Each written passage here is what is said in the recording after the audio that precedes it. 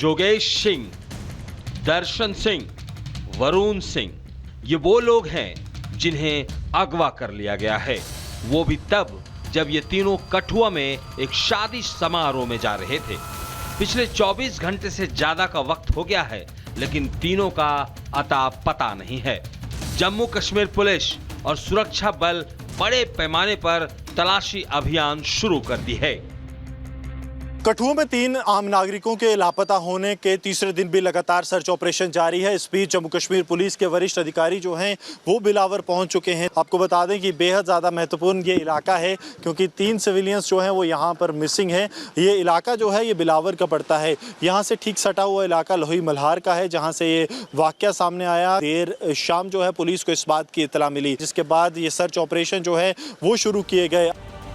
वैसे इस घटना को लेकर आतंक से जुड़ा एक दावा सामने आया है। लश्कर समर्थित एक आतंकी समूह ने संदेश जारी किया है जो इस मामले में शामिल हो सकता है। हालांकि सुरक्षा बल और पुलिस हर पहलू से जांच शुरू कर दी है।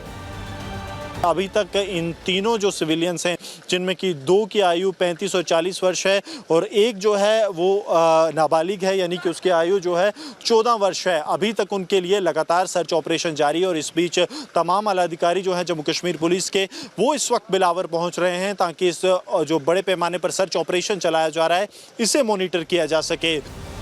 पुलिस के आला अधिकारी जम्मू के बिलावर में डेरा डाले हुए हैं। ग्राउंड लेवल पर ऑपरेशन चलाया जा रहा है। वहीं 3 लोगों के लापता का शोर जम्मू कश्मीर विधानसभा में भी गूंजा। ऐसे में उम्मीद की जा रही है कि पुलिस जल्द से जल्द तीनों लापता युवकों को तलाश लेगी। Bureau report, Republic Bharat.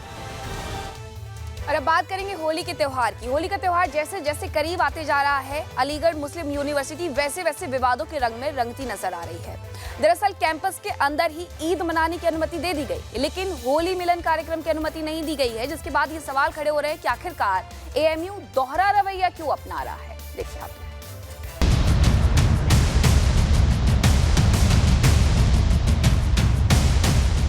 नहीं, एएमयू में होली होगी, बड़ी धूमधाम से होली होगी। कोई भी मना नहीं कर रहा, बहुत धूमधाम से होली होगी। होली के रंगों में सांप्रदायिकता ढूंढने वालों, जरा ठहरिए। रंगों से परहेज करने वालों, अपने पैरों को थोड़ा आराम दीजिए। त्योहारों में बाई चॉइस की पॉलिसी अपनाने वालों, अपनी आत्मा में झांकिए और पूछिए कि इस धर्मनिरपेक्ष देश में किसी भी धर्म के त्योहारों को लेकर बाई चॉइस हो जाना इस देश की आत्मा के लिए कितना खतरनाक है। अलीगढ़ मुस्लिम विश्वविद्यालय, जो अक्सर विवादों की जद में बना रहता है, यहां एक बार फिर विवाद की शुरुआत हो चुकी है और विवाद की वजह होली का वो रंग जो हमें कई पीढ़ियों से एकता का संदेश देता आया है। दरअसल विश्वविद्यालय में हिंदू छात्रों की मांग है कि उन्हें कैंपस में होली मनाने की अनुमति मिले, लेकिन कॉलेज प्रशासन इस मामले पर मौन है।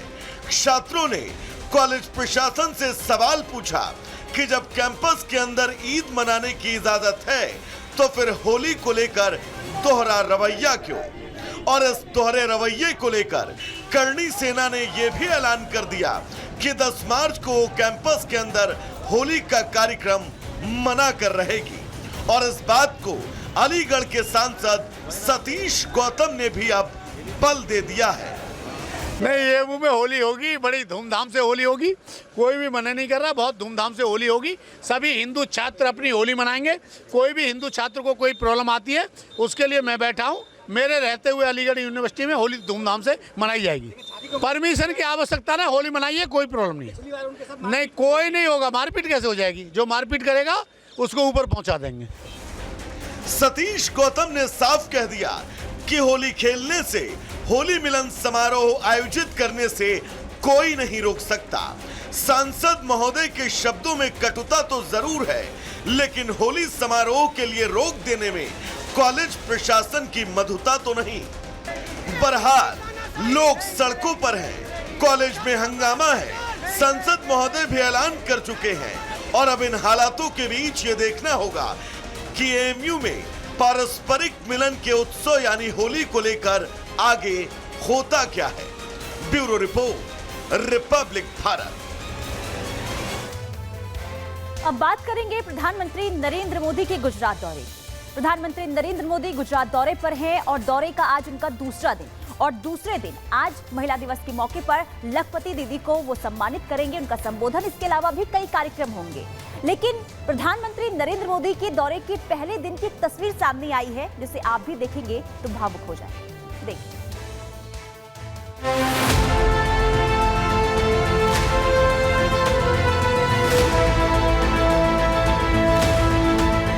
इस तस्वीर को देखकर आप भी भावुक हो जाएंगे।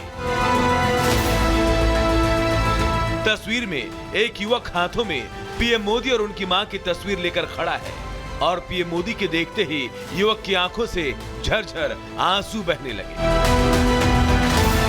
जब पीएम मोदी की नजर पड़ी तो तस्वीर मंगाकर उस पर अपना ऑटोग्राफ दे दिया।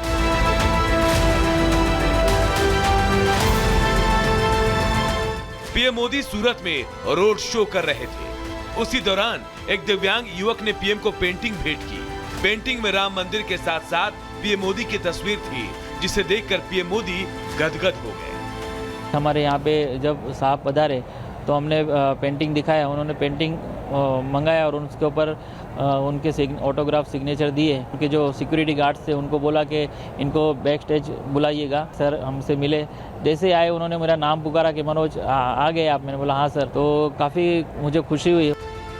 पेंटिंग बनाने वाले मनोज के दोनों हाथ नहीं है।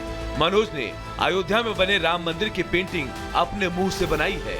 मनोज अब तक लगभग 2500 से ज्यादा पेंटिंग बना चुके हैं और कई अवार्ड जीत चुके हैं। Bureau report, Republic Bharat. प्रधानमंत्री नरेंद्र मोदी की इस तस्वीर को देखकर के हर कोई वाकई में भावुक हो गया। अब बात करेंगे मुख्यमंत्री योगी आदित्यनाथ की, जो कि आज गौतम बुद्ध नगर के दौरे पर रहने वाले हैं और गौतम बुद्ध नगर के दौरे के दौरान वो 900 करोड़ की परियोजनाओं का शिलान्यास उद्घाटन करने वाले हैं। कौन कौन सी वो परियोजनाएं हो सकती है जो आपको भी लाभ पहुंचाएंगी, देखिए इस रिपोर्ट पर।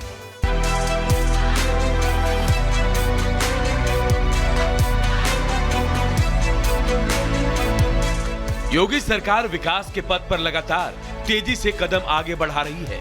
ऐसी कड़ी में आज योगी आदित्यनाथ गौतम बुद्ध नगर को 900 करोड़ की परियोजनाओं की सौगात देंगे।